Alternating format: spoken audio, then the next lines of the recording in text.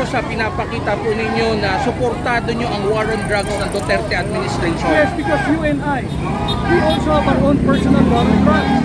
Before you were admitted into your work, they asked you for a negative drug test. So nangyayari ang war on drugs sa mga personal nating buhay. Hindi tayo kukuha ng kasambahay na adik. Hindi ka kukuha ng driver ng iyong mga anak na adik. Hindi kukuha ng reporter ang isang news na media outfit na adik. So may war on drugs tayo. At marapat lang nagawin ng Pangulo kahit sino pang Pangulo. Why? Siya ang ama ng Republika ng Pilipinas. Dapat lamang nabantayan niya tayong mga anak niya. Sir, komento nyo sa mangyayaring Quadcom na dapat wala ng Quadcom ngayon pero nagkaroon dahil President Duterte initiate na patuloy pinagpilitan na napupunta siya dito ngayon sa batasan. I don't think President Duterte initiated anything. In fact, he was invited. And when he was here and he was ready, kinancel. Ang sinasabi lang niya, look, he's almost 80 years old. And you make an old man travel every now and then, wala nang income, wala na lahat. So ang kanya, he's just would want to make better use of his time. Since pinalipad nyo na siya from Davao, ituloy na lang sana yung hearing. At ito na nga ang nangyari. Okay, so papasok ba kayo sir sa loob? No, we are not allowed. We are not allowed. In fact, kung makikita mo yung disparity sa treatment, kaming mga pro-Duterte supporters ay linagay dito. Samantalang yung mga kaliwang grupo nandoon sa gate ng batasan. Dito, ito undeclared martial law ito. Ito yung malinaw na suppression. Sir, paano yun Siyempre, ikaw dating kasama ng Pangulong Bongbong Marcos. Ito ba'y talagang wala na? I will always side with the Filipino people. My loyalty is not with a single politician but with the Filipino people. At kapag hindi na sinusunod nyo na pag-usapan yung covenant with the Filipino people at iba na ang ginagawa, tatalima ako sa aking sumpa na aking pagsisigihan. Walang iba kundi ang mamamayang Pilipino. With that, sir, thank you very much. Thank you. So, minsan dito tayo sa... ayan, narinig niyo po yung sinabi ni Attorney Vic. Yung kanyang loyalty ay sa taong bayan, hindi po sa politiko.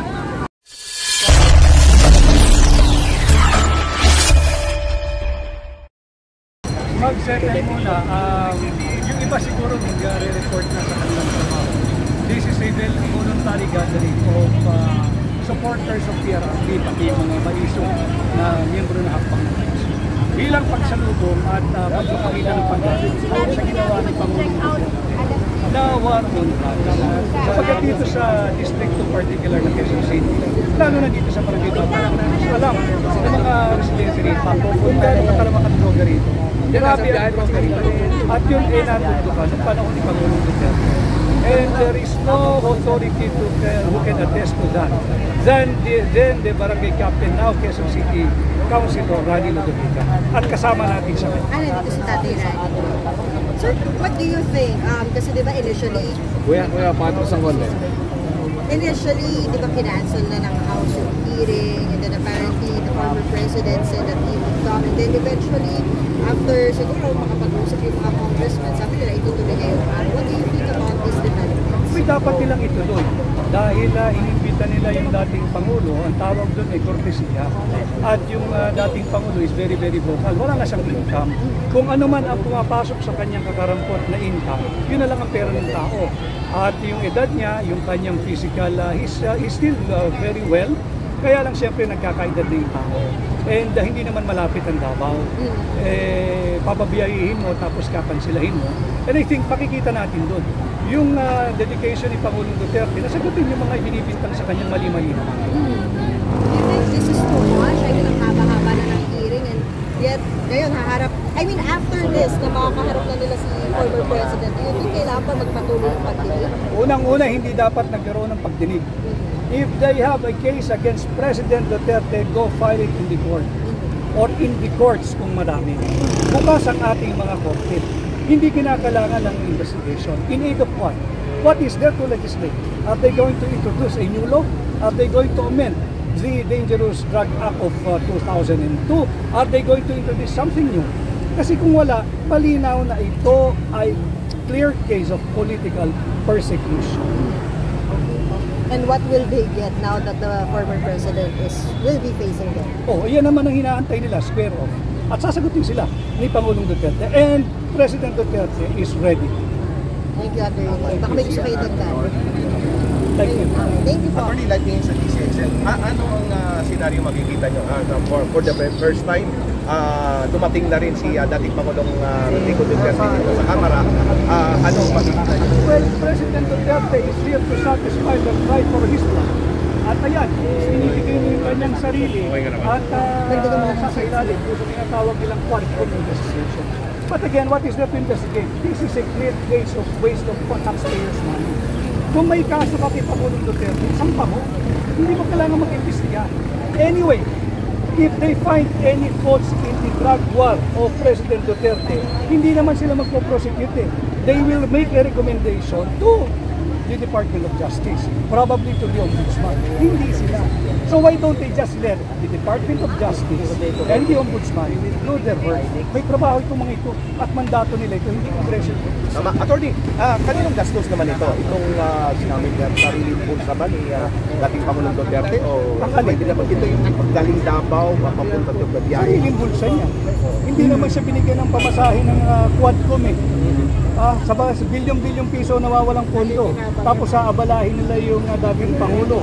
At nung nandito na, handang umarat, kakansilahin nila, and then itutuloy na naman. Pinaglalaroan ng dating Pangulo, hindi kagalit lang nila. At dapat tumalma ang lahat ng Pilipino. Because this is not the way you treat a former president. Bilang dating executive ni Pangulong Bongbong Marcos, tingin mo na hindi tama pa, tarapat na ganito yung pagtrato nila sa dating Pangulong? Alam mo, ang termino ng isang Pangulo, 6 na taon lang, hindi kahabang buhay dyan. At ako'y naniniwala kung paano mo tratunan yung kapwa-tao, ganun din ka ang magiging pagtrato sa iyo pagbaba mo sa puso. Nakakalungkot dahil nagiging endless cycle of political persecution. Hindi naman dapat. Yung dating Pangulo, nagsilbi na nga. At lahat ng Pangulo, bibigyan mo dapat ng assumption na lahat ng decision niya was done according to his best life during his incumbency. So kung 2020 naman lagi ang after the fact, di ba? Kayo kung sa tingin mo yung nakaplos, i-legislate ka na lang. Pero hindi mo dapat i-execute ang dating Pangulong Duterte. Okay, maraming salamat. Yan, sa number 1 senador Yes, may tanong. Tatanong ko lang, ito, handa ba ang napapulong kasi siyempre lahat ng maharap sa ating mga congressmen at mga nagre-red at yung mga nating mga batas natin ay talagang grabe ang pagkikita. Eh, handa na ba ang Pangulo, dating Pangulo sa pagkikita ng Quadcom Committee? Handang-handa si Pangulong Duterte kahit sa Senado, handang-handa siya. In fact, ayaw nga niyang matapos yung pagdinig dahil gusto niya magtuloy-tuloy. At kung ano man ang magiging disposition ng Quadcom, siguro dapat tanong, handa na ba sila na maramdaman ang galit ng sambayan ng Pilipino? Maraming salamat po, Attorney. Maraming salamat at magandang umaga. Si Attorney Vic Rodriguez, no? Ng dating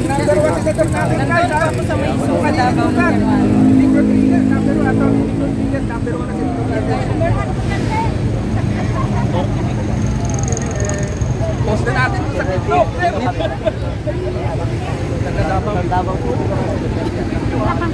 Okay lang.